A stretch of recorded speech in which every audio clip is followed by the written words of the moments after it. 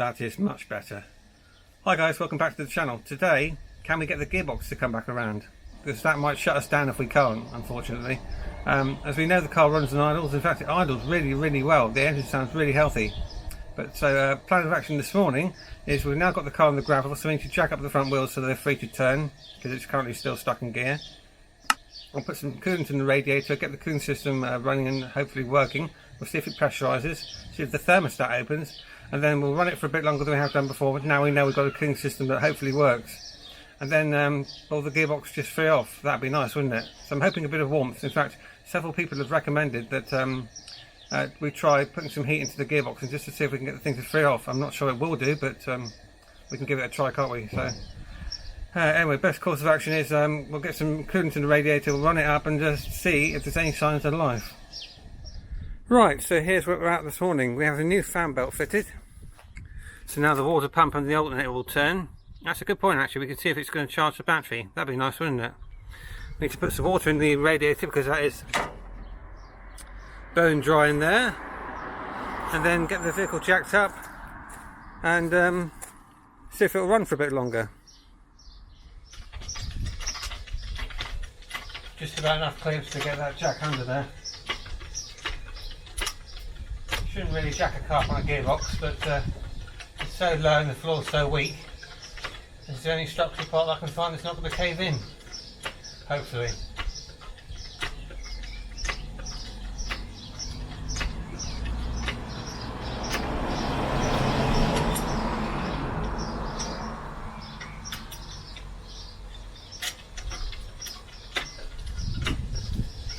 Helps if you close the valve off, otherwise if the jack's going to just come straight back down again. Right, vehicle has been successfully jacked up. That was sketchy, guys. A bit of a brown trousers moment there because the floor's not in the best of conditions. You might be surprised to learn. But anyway, let's get some fuel in this thing, get some coolant in it, and then will it run again?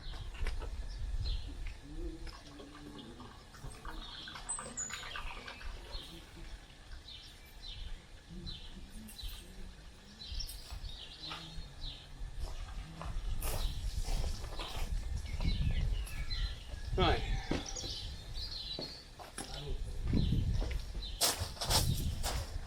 All that remains now is to connect the core back up, which I forgot to do last time.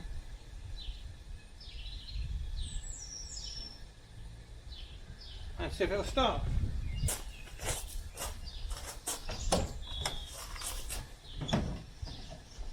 It's warm in there.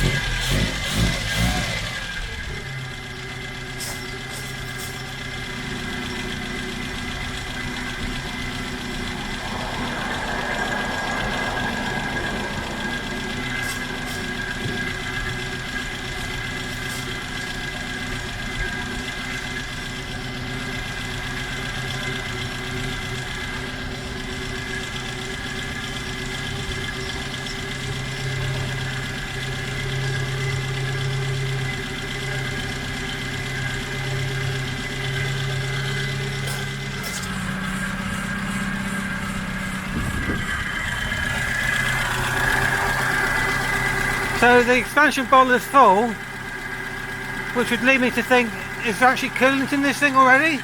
Did the radiator hold through it all this time?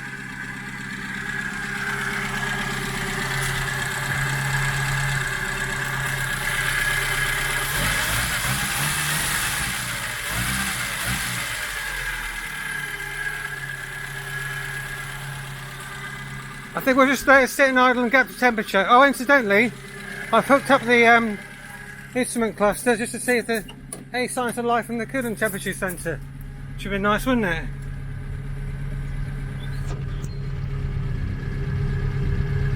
Is that registering? I'll give it time. Be nice to see if that runs. Severely doubt it, but you never know.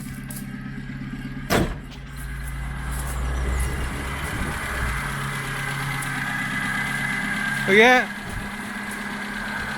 sat in a farmer's barn for 30 years, it's just running like it was shut off yesterday.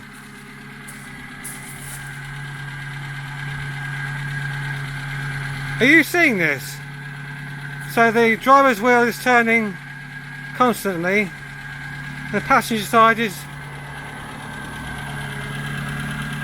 trying to take up drive. So keep an eye on the fuel level as well. We haven't taken any coolant yet. Stone cold, obviously. Oh, she's getting through the fuel. Okay. I'll come back to you in a second, guys. Just let the car go up to temperature and we'll see what's happened.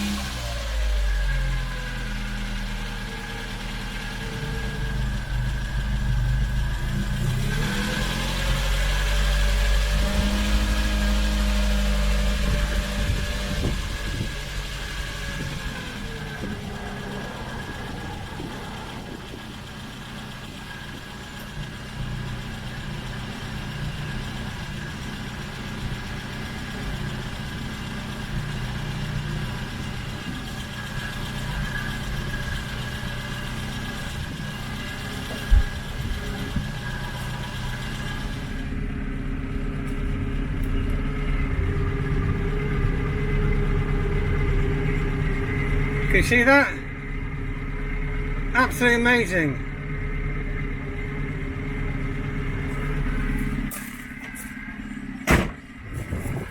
We'll just keep persevering with it and see if the hasn't taken any coolant yet, which is a bit alarming, so the thermostat might be stuck. Have to give it a few taps with the persuader.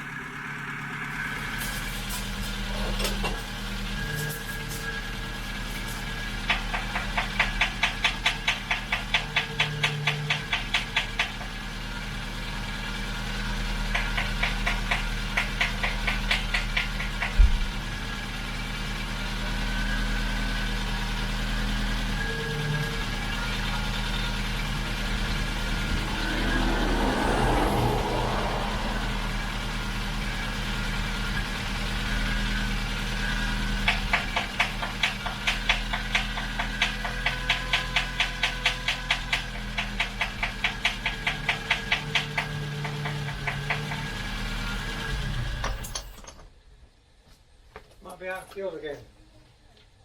Yeah. Turn off a sec. Right, so the hoses are stone cold, so I suspect the thermostat's stuck shut and the coolant hasn't moved, so we could have a blocked radiator, which is not ideal. Do I take that off? There's some warmth there, but I think that's just the that's just from that. It's not the thermostat. I think what I'm going to do, guys, is take this hose off, fill the radiator from this point, see if we can get some coolant circulating, because I don't want it to overheat. Be right back.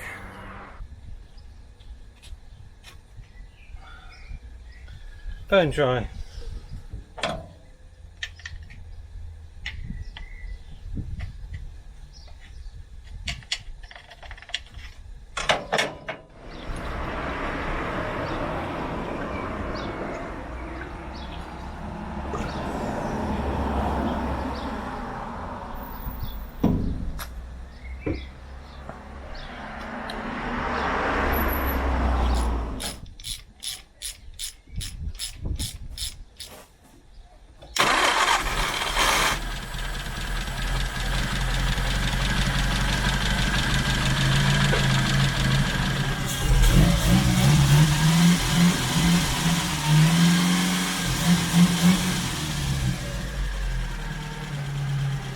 He's a nut.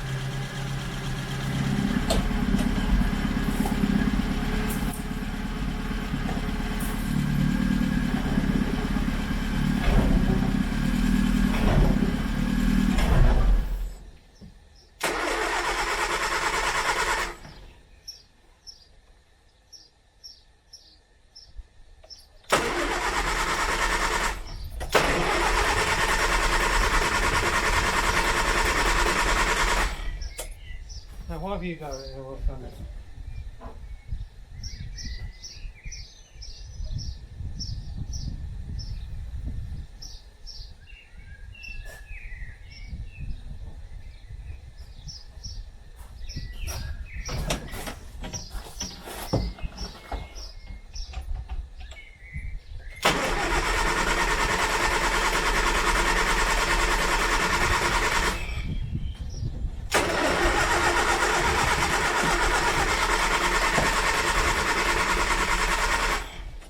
Interesting.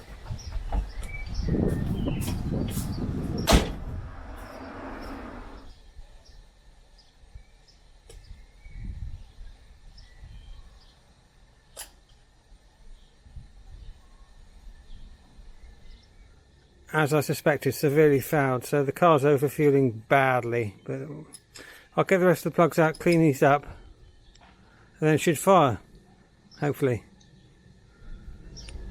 Right, all 4 plugs are heavily fouled up, so I've cleaned those and there's no reason why it shouldn't restart now, fingers crossed.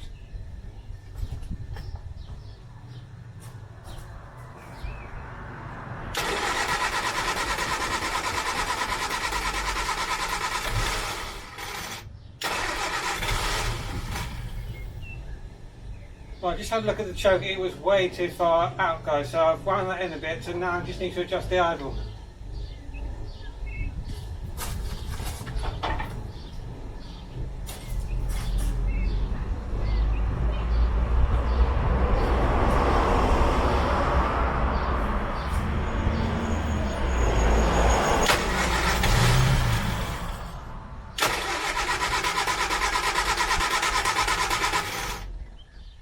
Well, I found a couple of culprits. The central electrode on the cap is stuck firm. That's supposed to be springy, but it's not springing at all, so that's junk. And these plugs are severely fouled up, guys. So I've just put some old ones I had lying over from George in there. So there's no reason why now we shouldn't get a spark, in theory.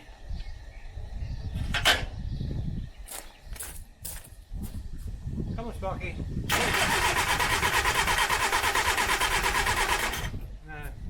Not getting fuel.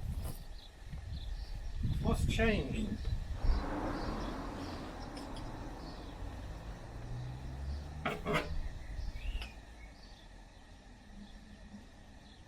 Ah,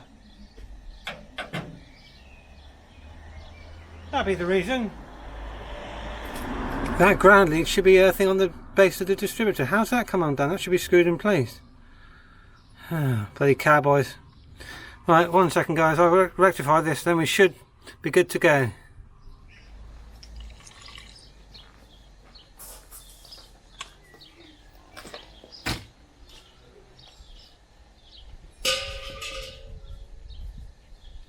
No reason why that shouldn't start.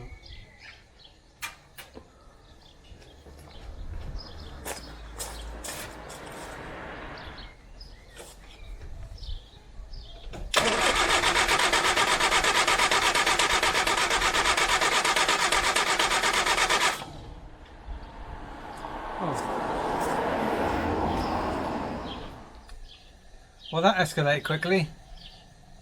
We had spark, but now we don't. Or could it be a fuel related issue? I don't know. That carburettor was grossly overfueling.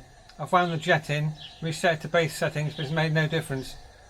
So what I might do off camera next week, because I'm not going to do it now, we've been outside for about 5 hours, it's getting hot, guys. It's starting to struggle a bit. I'll get a distributor out, we'll replace the ground lead, and I don't know how that thing was running with the base ground lead not even connected, I do not know. Just shows how good these cars were. But we'll get the distributor out, we'll replace the points condenser, the rotor arm, do all of that. We've had a few red herrings along the route today, but yeah, work to do yet. Anyway, I'm going to leave it here. Thanks for watching. See you next week with some more content on Sparky. If I can be bothered. See you soon.